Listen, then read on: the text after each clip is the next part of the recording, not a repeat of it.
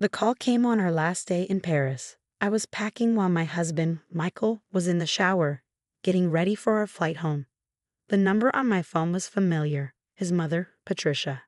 "You're homeless now," she said, her voice full of triumph. "I sold your house while you were away. My son doesn't need you anymore." I paused, holding a dress in my hands. Instead of panicking, I smiled. "Check the property records," I said calmly. "What?" Her confidence wavered. "You should check before you make any more claims." Silence. I could hear her breathing, getting more frustrated. "This is impossible," she finally said. "The sale went through yesterday. I have the papers right here." "Do you?" I asked. "And whose name is on those papers?" "My name is Emma, and for the past 5 years, Patricia has tried to push me out of Michael's life. She never thought I was good enough for her son. What she didn't know was that I was always prepared. The house is in Michael's name," she insisted. "He inherited it from his father.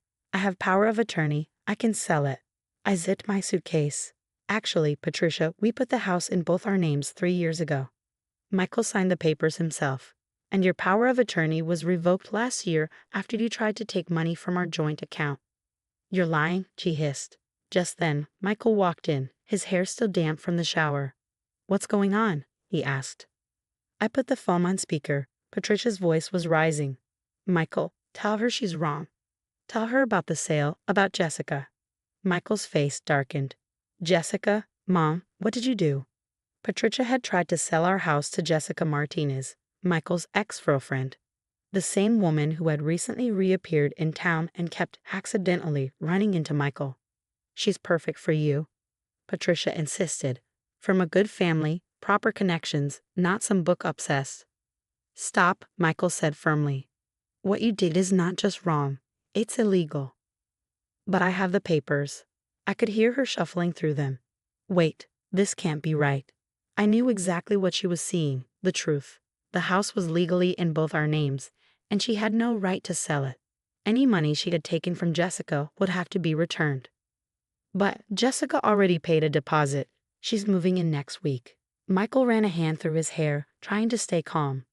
"Mom, call Jessica and tell her there's been a mistake. The house is not for sale." "Michael, please," Patricia pleaded. "We'll talk tomorrow," he said, then hung up. He pulled me into a hug.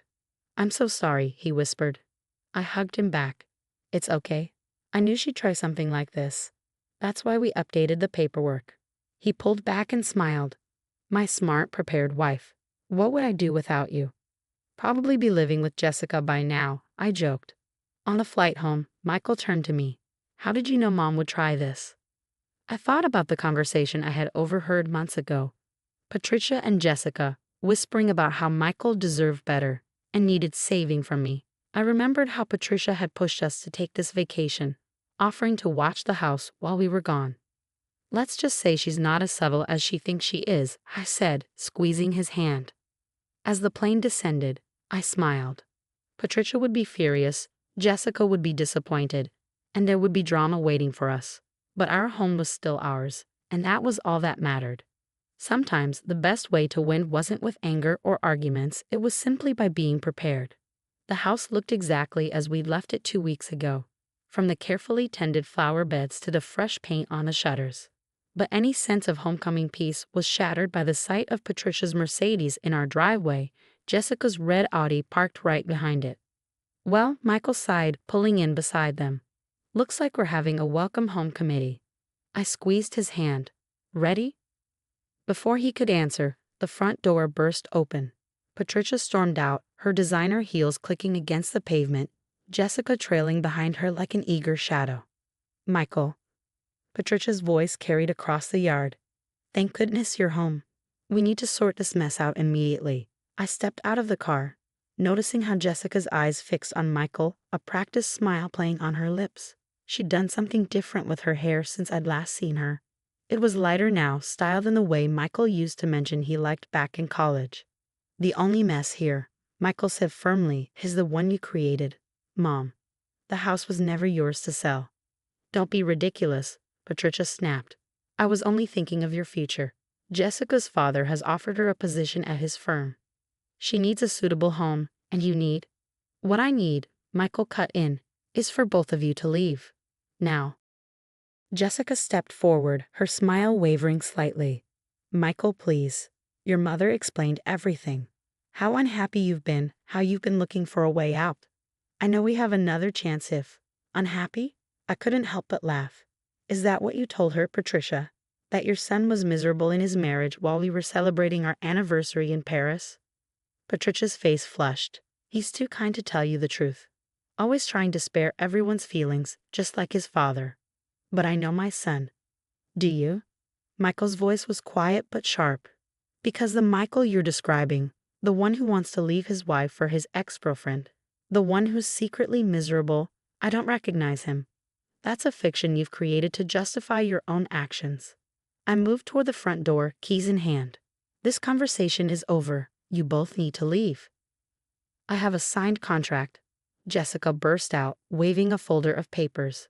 "I gave Patricia a deposit, $20,000. You can't just ignore a legal agreement." "A contract signed under false pretenses isn't legal," I replied calmly. "You're lucky we're not pressing charges for attempted property fraud." Patricia's face went pale. "You wouldn't dare. I'm his mother." "A mother would try to sell her son's house without permission?" I inserted my key into the lock. "Who conspired with his ex-girlfriend to break up his marriage?" "You're right, Patricia. No real mother would dare do that." The words hit home. Patricia staggered back slightly as if I physically struck her. Jessica's confident facade crumbled entirely. "The deposit," she stammered. "I need that money back. My father will be very interested to hear how you tried to buy a house without proper authority," Michael finished. "Mom, you'll return Jessica's deposit immediately. And then we're going to have a long conversation about boundaries." "But now, Mom." I pushed open the front door, breathing in a familiar scent of home. Behind me, I could hear Patricia's protest growing weaker, Jessica's heels clicking on pavement as she retreated to her car. Michael stood his ground, quiet but unmovable, as his mother finally began to understand the magnitude of what she'd done. Later that evening, after Patricia had written a check to Jessica with shaking hands and both women had left, Michael and I sat on our back porch. The sunset painted the sky in shades of pink and gold, the same colors we'd washed over Paris just days ago. "I called Dad's old lawyer," Michael said, breaking our comfortable silence. "He's drawing up papers to legally prevent Mom from ever claiming power of attorney again." I leaned my head against his shoulder. "How are you feeling about everything?" He was quiet for a moment, his fingers absently tracing patterns on my arm. "Angry, disappointed, but also relieved in a way. I've spent so many years making excuses for her behavior, trying to see the best intentions behind her actions. But this time she went too far. She did it because she loves you," I offered, though we both knew that didn't excuse anything. "No," he said firmly. "She did it because she wants to control me. There's a difference." He turned to face me, his eyes serious. "You know what really gets me? When you caught wind of her plan, you didn't get angry or confront her. You just quietly made sure she couldn't succeed." I smiled, thinking of all the careful preparations, the updated paperwork, the quiet legal consultations. Sometimes the best defense is good documentation.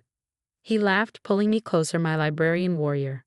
"Defending our home with property records and legal documents. Don't forget the power of attorney forms," I teased. "Those were particularly effective." As night fell around us, we stayed on the porch, talking softly about Paris, about the future, about the boundaries we'd need to establish with Patricia going forward. Our home stood solid behind us, protected not by locks and alarms, but by preparation, foresight, and the strength of our partnership. Patricia had tried to take my home, thinking I was weak. Instead, she'd learned that sometimes the quietest people are the ones you should watch out for the most. 3 months after the failed attempt to sell our house, I was shelving books in the library's quiet reading room when an unexpected visitor arrived. Patricia stood among the stacks, looking smaller somehow in her expensive clothes, her usual confidence dimmed. "Emma," she said softly, mindful of the library's silence policy, "do you have a moment?" I finished placing the last book before turning to face her. We hadn't seen each other since that day in our driveway. Michael had been handling all communication with his mother, insisting on strict boundaries and limited contact. "My office," I said, leading her to the small room tucked behind the reference section. She sat in a visitor's chair, smoothing her skirt with trembling hands. on my desk. A framed photo from our Paris trip sat on my desk, showing Michael and me laughing at a sidewalk cafe. Patricia's eyes locked onto it. "He looks happy," she said softly. "I haven't seen him smile like that since before you tried to sell our house to his ex-girlfriend." I finished, keeping my voice steady. She flinched. "I deserve that. I deserve worse." She reached into her designer handbag and pulled out an envelope. "I came to give you this." Inside was a formal apology letter, one for me and one for Michael. Along with it were documents showing she'd had started counseling. "My therapist helped me understand some things," she said, her voice shaking. "About control, about letting go, about how my fear of losing Michael made me try to control his life, and how that only pushed him away. I studied the woman who had spent years trying to ruin my marriage." "Why now, Patricia?" "Because I miss my son," she admitted, tears forming in her eyes. "He won't talk to me except through lawyers. And I finally realized my actions didn't just hurt you, they hurt him too." She wiped her eyes. "And because you were right about something." "What's that?" "No real mother would do what I did. I want to be a real mother again if he'll let me." I thought about the kind, loving mother Michael had once described before fear and control took over. Maybe she was still in there, buried beneath years of manipulation. "It will take time," I said. "Trust isn't easily repaired." "I know," she straightened her shoulders, "but I'm willing to do the work." She'd pause at the door. "Thank you, Emma, not just for listening, but for loving my son enough to protect him, even from me." After she left, I sat at my desk for a long time, staring at the Paris photo. That evening, I told Michael about our conversation over dinner. "She came to see you," he asked, setting down his fork. "Why didn't you call me?" "Because she needed to take that step herself," I said, "to show she could respect boundaries while trying to make things right." He read the letter carefully. "Counseling. That's new. Mom always said therapy was for other people." "People can change," I said gently, "if they want to." 2 weeks later, we invited Patricia over for dinner. It was awkward at first, but as the evening went on, something shifted. Patricia asked about our Paris trip and listened, really listened, as we shared stories. She didn't mention Jessica, make snide remarks about my career, or suggest how Michael could do better. Instead, she admitted the truth. "I was so afraid of losing you," she told Michael, "that I never realized I was pushing you away." Over time, these dinners became a habit. Patricia kept going to therapy, learning to show love without control. She even started volunteering at the library's children's program, surprising us all with her gentler side. A year after the failed house sale, we had news to share. Michael squeezed my hand as I spoke. "We're turning the guest room into a nursery," I said.